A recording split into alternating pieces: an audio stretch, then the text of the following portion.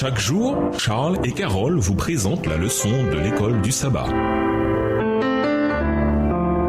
Bienvenue dans votre émission. Dieu nous parle. Nous voilà à la leçon de dimanche, Jacob et Ésaü.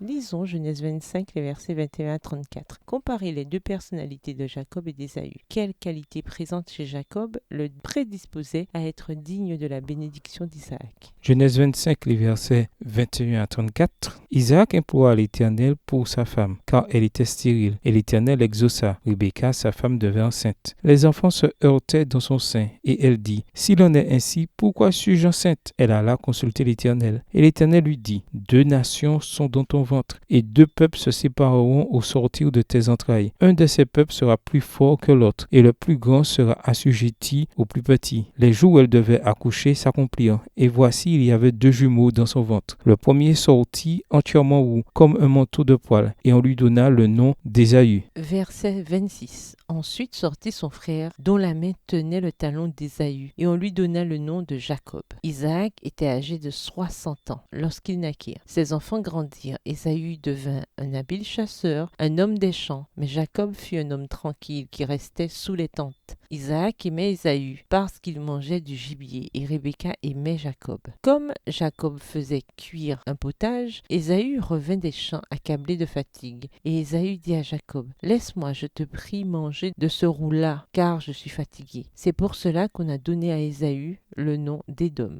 Verset 31, Jacob dit, « Vends-moi aujourd'hui ton doigt d'aînesse. » Ésaü répondit, « Voici, je m'en vais mourir. À quoi me sert ce doigt d'aînesse ?» Et Jacob dit, « Jure-le-moi d'abord. » Et il lui jura, et il vendit son doigt d'aînesse à Jacob. Alors Jacob donna à Ésaü du pain et du potage de lentilles. Il mangea et but, puis se leva et s'en alla. C'est ainsi qu'Ésaü méprisa le doigt d'aînesse. Dès avant leur naissance, nous comprenons que Jacob et Ésaü sont différents et qu'ils lutteront l'un contre l'autre. Tandis qu'Ésaü est décrit comme un chasseur robuste qui parcourt les champs, Jacob est vu comme une personne tranquille, assise dans la tente à méditer. En hébreu, le mot tam, traduit par tranquille, est le même mot appliqué à Jacob et à Noé et traduit par irréprochable pour Job.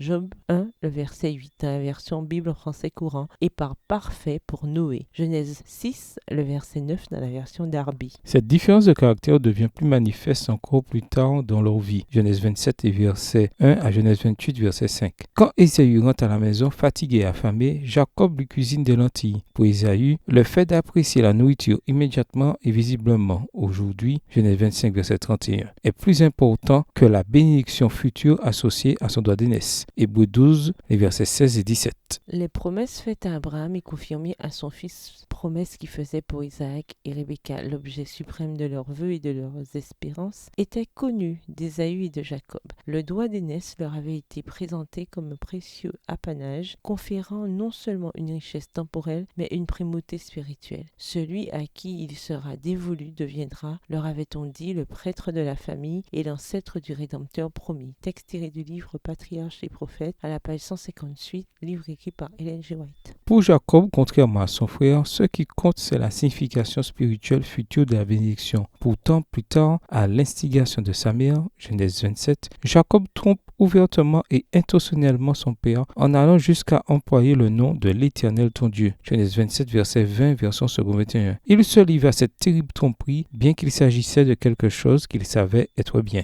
Les résultats furent tragiques et ajoutèrent de nouveaux éléments de dysfonctionnement chez une famille déjà dysfonctionnelle. Jacob voulait quelque chose de bien, quelque chose de valeur, et c'était quelque chose d'admirable, surtout si l'on compare avec l'attitude de son frère. Pourtant, il a usé de tromperie et a menti pour l'obtenir. Comment éviter de tomber dans le même genre de piège en faisant quelque chose de mal pour que du bien en sorte? Au revoir. Et à demain si Dieu veut. Dieu nous parle. Chaque jour, Charles et Carole vous présentent la leçon de l'école du sabbat.